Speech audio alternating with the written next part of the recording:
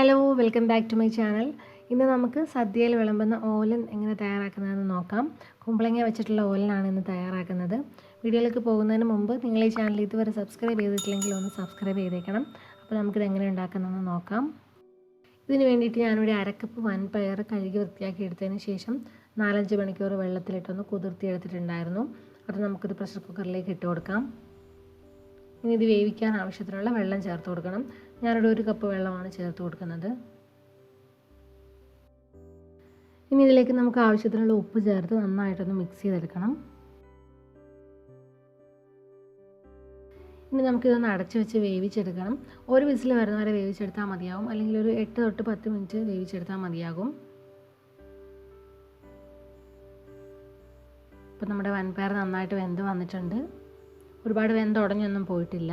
നമ്മൾ ഈ ഓലനിലേക്ക് വൻപയർ മാത്രമായിട്ടാണ് ചേർക്കുന്നത്, ഈ വേവിച്ചെടുത്ത വെള്ളം ചേർക്കുന്നില്ല. അപ്പോൾ ആ സ്റ്റോക്ക് നമുക്കൊന്ന് മാറ്റിയെടുക്കണം. നമുക്കിനി ഇതൊന്ന് മാറ്റി വയ്ക്കാം. ഇനി ഞാനിവിടെ 400 ഗ്രാം കുമ്പളങ്ങ എടുത്തിട്ടുണ്ട്. നമുക്കിനി ഇതൊന്ന് വേവിച്ചെടുക്കണം. ഇതിൻ്റെ സ്കിന്നൊക്കെ ഒന്ന് കളഞ്ഞ് ഉള്ളിലെ കുരുവൊക്കെ ഒന്ന് കളഞ്ഞ് ഇതുപോലെ നീളത്തിൽ അരിഞ്ഞെടുത്തിട്ടുണ്ട്. ഈ കുമ്പളങ്ങ അരിഞ്ഞെടുത്തതുപോലെ തന്നെ മത്തങ്ങായി അരിഞ്ഞെടുത്ത് ഇതിൻ്റെ കൂടെ വേവിച്ചെടുക്കാവുന്നതാണ്. നമുക്ക് ഈ കുമ്പളങ്ങ വേവിക്കാനായിട്ടൊരു പാനിലേക്ക് ഇട്ട് കൊടുക്കാം. ഇനി നമുക്കിതിലേക്ക് എരിവിന് ആവശ്യത്തിനുള്ള പച്ചമുളക് ചേർത്ത് കൊടുക്കാം. ഞാനിവിടെ 2 പച്ചമുളക് അരിഞ്ഞത് ചേർത്ത് കൊടുക്കുകയാണ്. ഇനി ഇതിലേക്ക് കുറച്ച് കറിവേപ്പില അരിഞ്ഞതും കൂടി ചേർത്ത് കൊടുക്കാം. ഇനി ഞാൻ ഈ കുമ്പളങ്ങ വേവിച്ചെടുക്കുന്നത് കട്ടി കുറഞ്ഞ തേങ്ങാപ്പാലിലാണ്. നിങ്ങൾക്ക് വേണമെങ്കിൽ വെള്ളം ചേർത്ത് വേവിച്ചെടുക്കാം. ഞാനിപ്പോൾ 1-ാം പാൽ പിഴിഞ്ഞതിൻ്റെ ബാക്കി തേങ്ങയിൽ വെള്ളം ചേർത്ത് കുറച്ച് പിഴിഞ്ഞെടുത്ത പാലാണിത്. ഇനി ഇതിലേക്ക് നമുക്ക് ആവശ്യത്തിനുള്ള ഉപ്പ് ചേർത്ത് കൊടുക്കാം. എന്നിട്ട് ഇതൊന്ന് അടച്ച് വെച്ച് കുമ്പളങ്ങ നല്ല സോഫ്റ്റ് ആയിട്ട് വരുന്നത് വരെ വേവിച്ചെടുക്കാം. ചെറിയ തീയിലിട്ടാണ് വേവിച്ചെടുക്കുന്നത്. അപ്പോൾ നമ്മുടെ കുമ്പളങ്ങയൊക്കെ വെന്ത് വന്നിട്ടുണ്ട്, നല്ല സോഫ്റ്റ് ആയിട്ട് വന്നിട്ടുണ്ട്. അപ്പോൾ ഇതിപ്പോൾ കുറച്ച് ലൂസായിട്ടാണ് ഉള്ളത്. അപ്പോൾ നമുക്ക് ഇതിൻ്റെ ഈ തേങ്ങാപ്പാലൊക്കെ ഒന്ന് വറ്റിച്ചെടുക്കണം. ഇനി ഇതിലേക്ക് നമുക്ക് വേവിച്ച് വെച്ചിരിക്കുന്ന വൻപയർ ചേർത്ത് കൊടുക്കാം.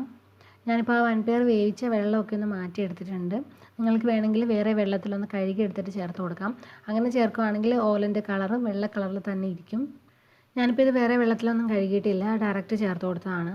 ഇനി നമുക്കിതൊന്ന് കുറുക്കിയെടുക്കണം, അതായത് തേങ്ങാപ്പാലൊക്കെ ഒന്ന് വറ്റിച്ചെടുക്കണം. ഇപ്പോൾ ഏകദേശം നന്നായിട്ട് കുറുകി വന്നിട്ടുണ്ട്. നമുക്കിനി ഇതിലേക്ക് 1-ാം പാൽ ചേർത്ത് കൊടുക്കേണ്ടതാണ്.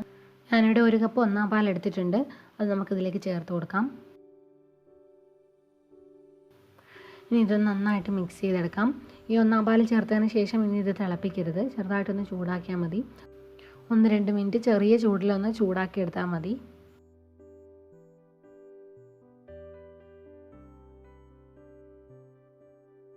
ഇനി ഇതിലേക്ക് കുറച്ച് കറിവേപ്പില ചേർത്ത് കൊടുക്കാം.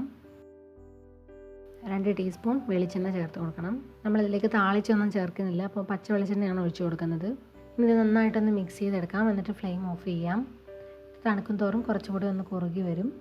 നമ്മൾ സെർവ് ചെയ്യുന്നതിന് കുറച്ച് മുമ്പ് ഒന്ന് അടച്ച് വെച്ച് കുറച്ച് സമയം കഴിഞ്ഞിട്ട് നമുക്ക് സെർവ് ചെയ്യാം. അപ്പോൾ നന്നായിട്ട് അതിൻ്റെ ഫ്ലേവറൊക്കെ ഒന്ന് ഇറങ്ങും. നമ്മുടെ ഓലൻ ഇവിടെ റെഡി ആയിട്ടുണ്ട്. എല്ലാവരും ഈ റെസിപ്പി ഒന്ന് ട്രൈ ചെയ്ത് നോക്കണം. എല്ലാവർക്കും ഇന്നത്തെ റെസിപ്പി ഇഷ്ടമായെന്ന് വിചാരിക്കുന്നു. വീഡിയോ ഇഷ്ടമായാൽ ലൈക്കും കമൻറ്റും ഷെയറും ചെയ്യണം. ചാനൽ ഇതുവരെ സബ്സ്ക്രൈബ് ചെയ്തിട്ടില്ലെങ്കിൽ ഒന്ന് സബ്സ്ക്രൈബ് ചെയ്തേക്കണം.